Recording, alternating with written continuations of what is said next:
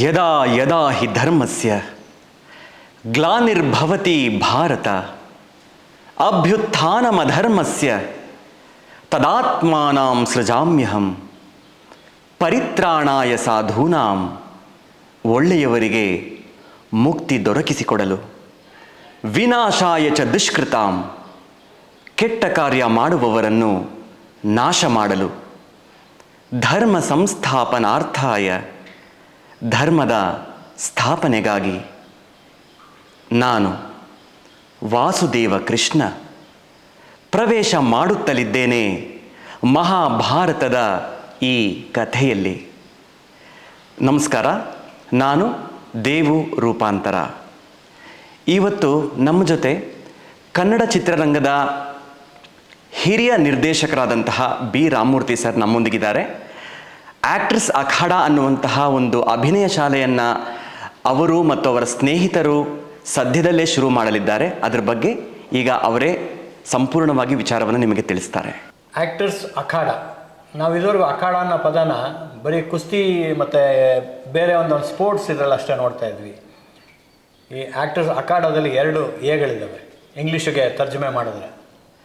So ಹಾಗೆ 2 successful sign ಅದು, AA.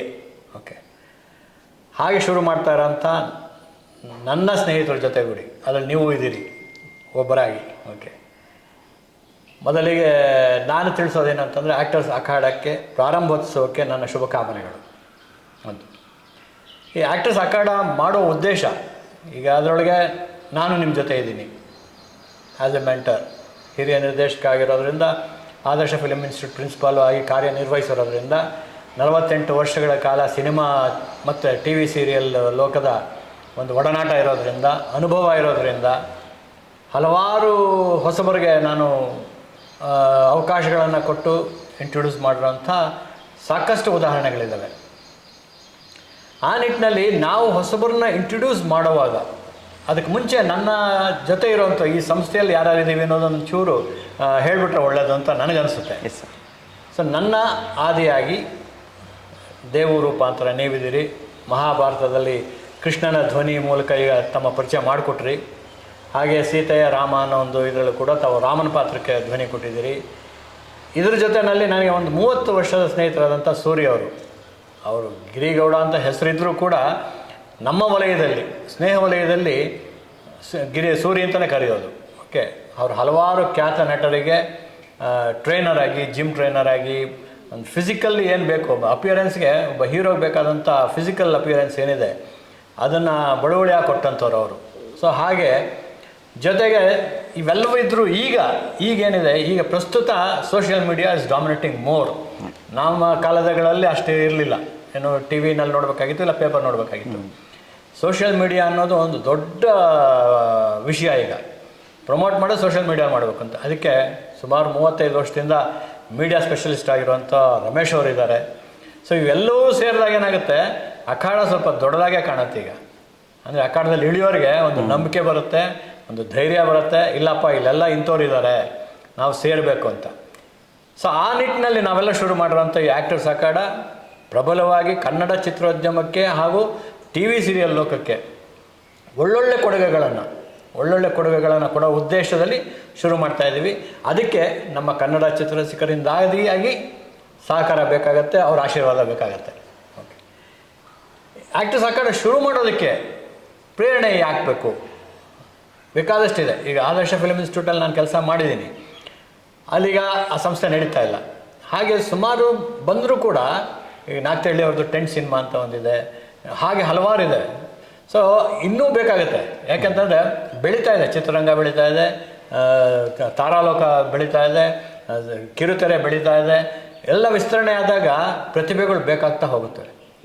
ಒಂದು ಕಾಲದಲ್ಲಿ ಏನಿತ್ತು, ರಂಗಭೂಮಿ ಹಿನ್ನೆಲೆ, ಆಮೇಲೆ ಥಿಯೇಟ್ರಿಗೆ ಬಂದಾಗ ಅಮೆಚೂರ್ ಥಿಯೇಟರ್ಸ್ಗೆ.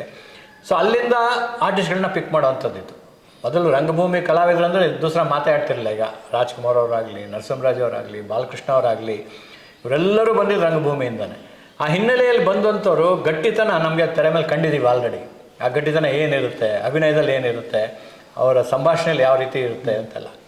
ಸೊ ಅದಾದ ನಂತರ ಬಂದಿದ್ದು ಅಮೆಚೂರಲ್ಲಿ ಬಂದಾಗ ಸುಮಾರು ಜನ ಕಲಾವಿದರು ಟಿ ವಿ ಸೀರಿಯಲ್ಗೆ ಬಂದ್ಬಿಟ್ರು. ಸೊ ಅಲ್ಲಿಂದ ಸಿನಿಮಾಗೆ ಬಂದವರು ಇದ್ದಾರೆ. ಸೊ ರಂಗಭೂಮಿ ಅಮೆಚೂರು ಇದರಿಂದ ಬಂದು ನಂತರ ಬೆಳೀತಾ ಹೋಯ್ತದು. ಈ ನಿಟ್ಟಿನಲ್ಲಿ ನಾವು ಫಸ್ಟ್ ಯಾರಾದರೂ ಕೇಳಿದ್ರೆ ನೀವು ಎಲ್ಲಿ ಏನು ಪ್ರಾಕ್ಟೀಸ್ ಮಾಡಿದ್ದೀರಾ, ಅನುಭವ ಇದೆಯಾ, ಕ್ಯಾಮ್ರಾ ಫೇಸ್ ಮಾಡಿದ್ದೀರಾ ಅಂತ ನಾವೇ ಕೇಳ್ತೀವಿ. ಆ್ಯಸ್ ಎ ಡೈರೆಕ್ಟರ್ ನನ್ನ ಹತ್ರ ಯಾರಾದರೂ ಅಪ್ರೋಚ್ ಮಾಡಿದಾಗ ಸರ್ ನಾವು ಅಲ್ಲಿ ಕಲ್ತಿದ್ದೀವಿ ಸರ್, ಇಲ್ಲ ಸರ್ ನಾವೇನು ಕಲ್ತಿಲ್ಲ ಸರ್.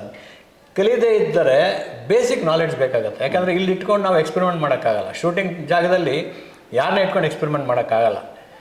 ಸಮಯ ಅಲ್ಲಿ ಪ್ರತಿ ಸೆಕೆಂಡ್ಗೂ ಕೌಂಟ್ ಆಗ್ತಾ ಇರುತ್ತೆ.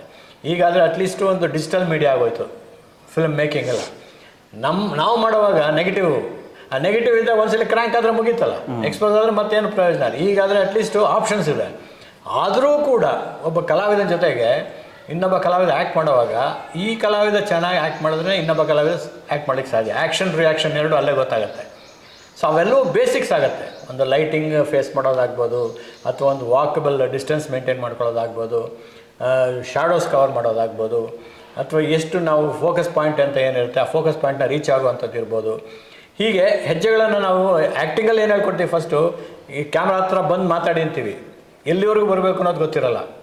ತೀರಾ ಹತ್ರ ಬಂದರೆ ಫೋಕಸ್ ರೇಂಜ್ ಇರಲ್ಲ. ಇವೆಲ್ಲವೂ ಟ್ರೈನ್ ಅಪ್ ಆದಾಗ ಏನಾಗುತ್ತೆ, ಅವ್ರು ಬಂದಾಗ ಅಲ್ಲಿ ಈಸಿ ಆಗುತ್ತೆ. ಮೇಕರ್ಗೂ ಕೂಡ ಅವನ ಕೆಲಸವನ್ನು ತಾನು ಅಚ್ಚುಕಟ್ಟಾಗಿ ನಿರ್ವಹಿಸೋದಕ್ಕೆ ಒಂದು ದಾರಿ ಆಗುತ್ತೆ. ಹಾಗಾಗಿ ಈಗ ಈ ಆ್ಯಕ್ಟರ್ಸ್ ಆ ಕಡೆ ಬೇಕು ಅಂತ ನಾನು ಸೂರ್ಯವ್ರು ಮಾತಾಡಿದಾಗ, ನೀವು ಮಾತಾಡಿದಾಗ ಒಳ್ಳೆಯದು ಮಾಡೋಣ ಅಂತಂದಿದ್ದು. ಸೊ ಇದರಿಂದ ಹಲವಾರು ಪ್ರತಿಭೆಗಳು ಬಂತಂದರೆ ಅದು ಕ್ರೆಡಿಟ್ ನಮಗೆ ಬರುತ್ತೆ. ಇಂಥವ್ರು ಇಂಟ್ರೊಡ್ಯೂಸ್ ಮಾಡಿದ್ರು, ಇಲ್ಲಿ ಕಲ್ತ್ವಿ ನಾವು ಅಂತ. ನಾಳೆ ಹೊರಗಡೆ ಹೋದಾಗ ನನ್ನ ಥರ ಇನ್ನೊಬ್ಬ ನಿರ್ದೇಶಕ ಕೇಳಿದಾಗ ಅವ್ರಿಗೊಂದು ಸರ್ಟಿಫಿಕೇಟ್ ಬೇಕಲ್ಲ, ಆ ಸರ್ಟಿಫಿಕೇಟ್ ಮೂಲಕ ಪ್ರತಿಭೆಗಳು ಬೆಳೀಲಿ ಅನ್ನೋದು ನನ್ನ ಉದ್ದೇಶ. ಸೊ ಅದಕ್ಕೆ ಆ್ಯಕ್ಟರ್ಸ್ ಅಖಾಡ ಸಜ್ಜು ಮಾಡ್ತಾಯಿದ್ದೀವಿ. ಖಂಡಿತ ಇದರಲ್ಲಿ ಕನ್ನಡ ಚಿತ್ರರಂಗಕ್ಕೆ ಹಾಗೂ ಕಿರುತೆರೆಗೆ ಭಾಳಷ್ಟು ಪ್ರತಿಭೆಗಳನ್ನು ಕೊಡುಗೆ ಕೊಡಬೇಕು ಅನ್ನೋ ನಮ್ಮ ಉದ್ದೇಶ ಈಡೇರುತ್ತೆ ಅಂತ ನನ್ನ ಭಾವನೆ.